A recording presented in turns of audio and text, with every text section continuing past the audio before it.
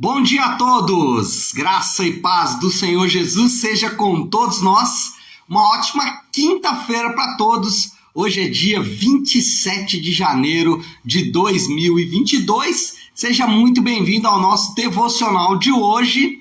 E nessa manhã nós vamos começar a falar aí deste personagem tão importante para todos nós, que é o Abraão. Aqui ainda o Abrão, né? Gênesis 12, aliás, nós vamos falar de Gênesis 10, 11 e 12, e aí a gente vai destacar, obviamente, a vida desse personagem que é o Abraão, nesse caso aqui ainda o Abrão. Bom, hoje para a gente começar então a falar de Abrão, Gênesis capítulo 12, versículo 3, não poderíamos começar sem mencionar o seu grande chamado, a palavra que Deus derramou sobre a sua vida.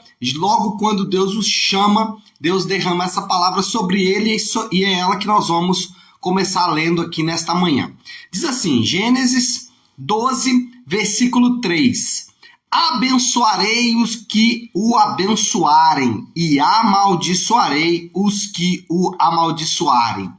Por meio de você, todos os povos da terra serão abençoados. Esse é o tema do devocional. Todos os povos serão abençoados. A saga, então, de Abrão começa com esse chamado, né? O versículo 2, na verdade, começa dizendo: farei de você um grande povo e o abençoarei, tornarei famoso o seu nome e você será uma bênção. Então, o que nós sabemos aqui sobre o Abrão? Primeiro, que Abrão ele era um pagão, ele era um adorador de divindades estranhas. Abraão ele veio de uma terra chamada Ur dos Caldeus. Essa terra ela era conhecida por sua grande adoração a divindades pagãs.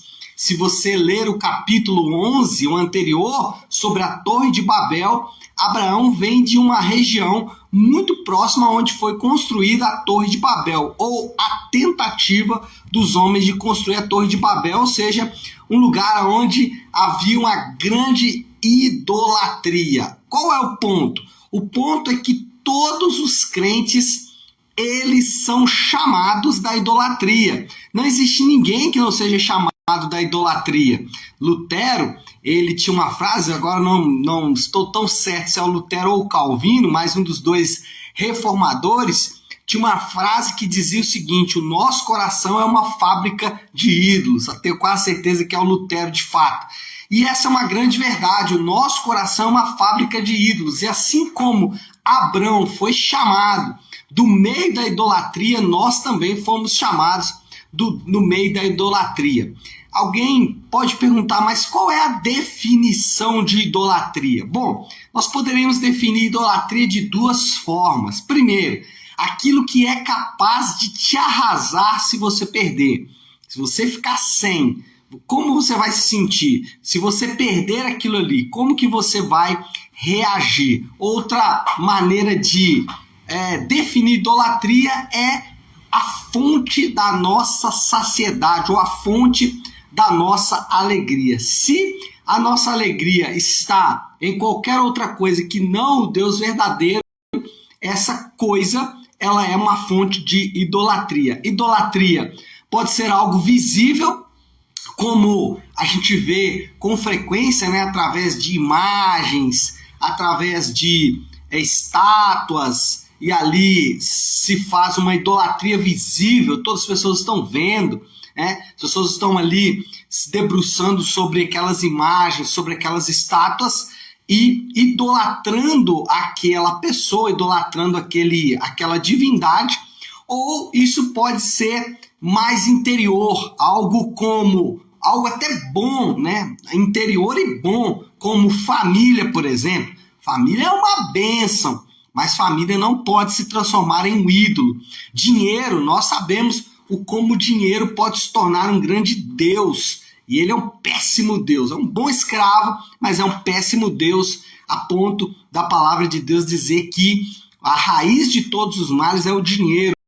E a idolatria ao dinheiro leva as pessoas a fazerem coisas impressionantes. E aí nós poderíamos citar aqui outras e outras idolatrias, ou seja, aonde o homem tira a sua felicidade fora de Deus, compõe-se então uma idolatria. Abraão foi chamado de um contexto assim, de um contexto de idolatria. E por meio da sua vida, por meio da vida de Abraão e do seu descendente, nós sabemos quem é o descendente direto de Abraão, ou aqui nesse caso de Abrão, que é o próprio Senhor Jesus. Então, por meio da sua vida e do seu descendente, muitos povos seriam abençoados, muitas nações seriam abençoadas. E nós sabemos que em Jesus todos os povos são abençoados.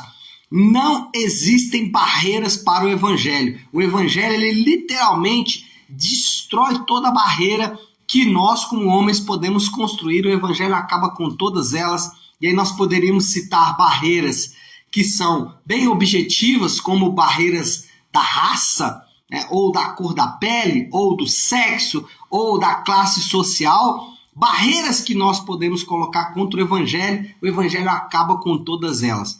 Uma analogia sobre essa capacidade do evangelho de abençoar todos os povos da terra é a água. Nós tivemos aí no início do ano muitas enchentes em vários lugares e nos impressiona a força da água, como a água ela vai destruindo tudo que encontra pela frente, as barreiras, ela vai acabando com tudo aquilo que possa tentar pará-la. Assim é o evangelho. O evangelho, claro, né, não é destrutivo como as enchentes, mas uma analogia para você entender como que o evangelho vai destruindo barreiras e vai realmente alcançando lugares impressionantes. Mas quando a gente fala que o evangelho é como água, nós também podemos pensar nele como aquilo que mata a sede.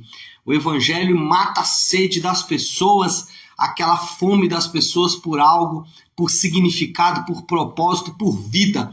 O evangelho, ele é a capacidade, ou ele é a forma como Deus usa para matar a sede das pessoas. Não à toa, várias vezes, a ação do Espírito Santo, através da pregação do evangelho, é equiparado na Bíblia à água. Jesus mesmo disse, lá em João 7, que do nosso interior fluiriam rios de águas vivas. O que significa isso? É esse poder do evangelho de matar a sede, de refrescar. Lá no Salmo 23 fala sobre leva-me as correntes de águas, ou seja, essa ideia do evangelho como esse refrescar da alma. Então o evangelho mata a sede, o evangelho refresca. E o evangelho não pode ser parado por ninguém, ninguém pode dominar o evangelho, ninguém pode segurar o evangelho nas mãos. Se você tentar segurá-lo, ele vai escorrer entre os seus dedos. Se você tentar dominá-lo e domesticá-lo, ele certamente vai escapar, porque o evangelho tem essa capacidade, e foi isso que foi prometido para Abraão. Em ti todos os povos da terra serão abençoados. Então, o evangelho é essa água fresca que mata a sede, o evangelho é essa água fresca que refresca a alma, e o evangelho é esse poder que ninguém pode dominar e que ninguém pode parar. E as pessoas estão sedentas, as pessoas estão morrendo de sede, as pessoas estão com as suas vidas aí precisando desse refrescar, desse refresh que vem do evangelho, e nós temos essa fonte de água viva. Então leve essa fonte, fale dessa fonte, ofereça essa água viva para o maior número de pessoas possíveis. Então Abraão foi chamado em meio ao paganismo, em meio à adoração a divindades estranhas, foi chamado para que o seu descendente, ou através dele, todos os povos fossem alcançados, todos os povos fossem abençoados. E, em terceiro lugar, Abraão, ou nesse caso aqui ainda Abrão, contrasta com os homens que tentaram construir a Torre de Babel. Se você ler o capítulo anterior, como eu disse, sobre a Torre de Babel, você vai perceber lá que os homens tinham o seguinte discurso: nosso nome será famoso na terra. Por isso vamos construir essa torre, porque o nosso nome será famoso na terra. E, coincidência ou não, óbvio que não é coincidência, o versículo 2 do capítulo 12, Deus falando com Abraão: tornarei famoso o seu nome. O que nós temos aqui?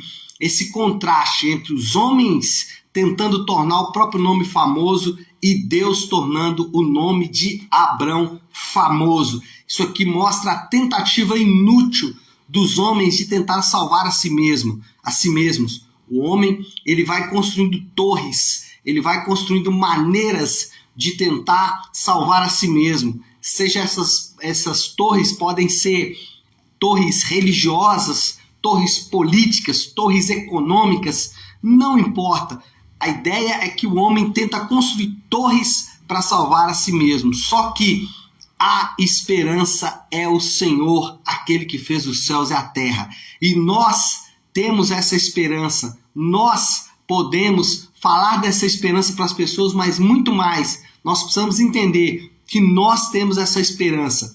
Nós não fomos os responsáveis, ou nós não conseguimos construir a nossa própria Torre de Babel, mas confiamos que o Senhor é aquele que nos salva, assim como ele prometeu aqui para Abraão: os povos da terra serão abençoados por você. Então existe um contraste entre aquilo que o homem tenta fazer, a construção da sua Torre de Babel, com aquilo que Deus faz. Em ti serão benditos, ou em ti serão abençoados todos os povos da terra. O ponto é, a esperança é o Senhor.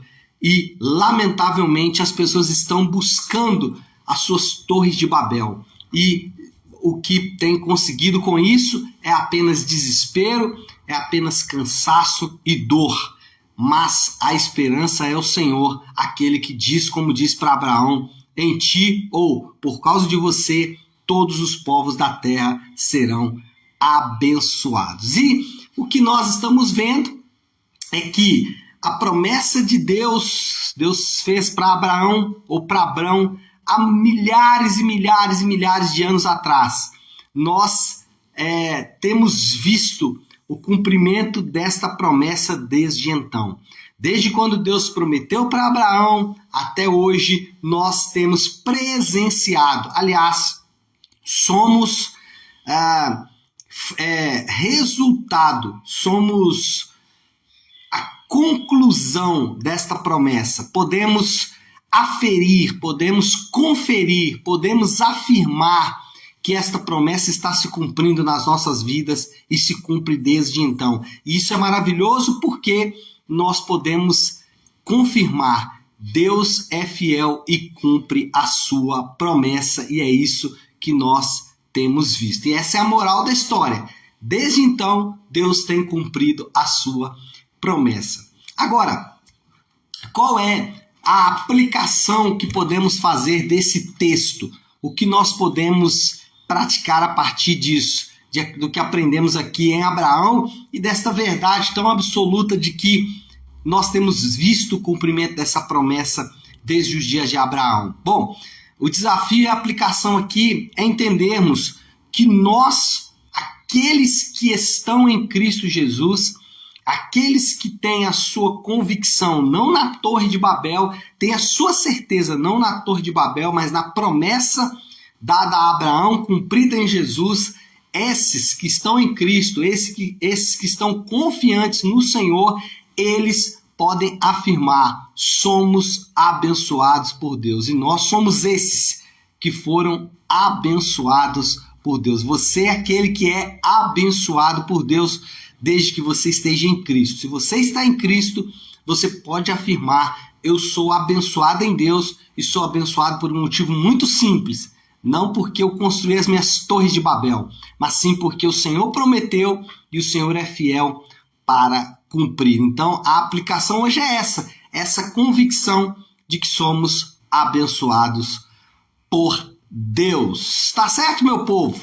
Acho que a gente pode orar já, desde tudo isso que falamos. Se você puder, então, pare aí um instante aquilo que você está fazendo e vamos juntos buscar a Deus em oração. Pai, muito obrigado pela vida de Abraão, obrigado pela vida desse homem que o Senhor o chamou e colocou sobre ele essa promessa tão impressionante. Sabemos que essa promessa se cumpre no teu Filho Jesus. Sabemos que essa promessa ela tem o seu resultado de forma muito efetiva nas nossas próprias vidas. Podemos dizer, somos o povo abençoado do Senhor. E essa verdade de que somos abençoados, de que o Senhor nos chamou em meio à idolatria, que o Senhor nos chamou em meio a divindades pagãs, que o Senhor nos abençoou com o poder do Evangelho, essa água fresca que mata a sede, que refresca, essa água, esse poder que ninguém pode dominar, que quebra todas as barreiras, alcançou também as nossas vidas, e por isso nós te adoramos e te agradecemos. Nesta quinta-feira, nós queremos declarar, Pai, somos abençoados pelo Senhor, e essa verdade, ela queima o nosso coração, ela nos dá esperança, e ela enche a nossa vida de convicção. E assim, nós podemos te agradecer e te louvar em todo o tempo, e fazemos isso em nome do teu santo Filho Jesus. Amém. Amém, pessoal? Bom, então é isso. Nós vamos ficando por aqui. Que Deus te abençoe. Uma ótima quinta-feira para todos. Fiquem com Deus.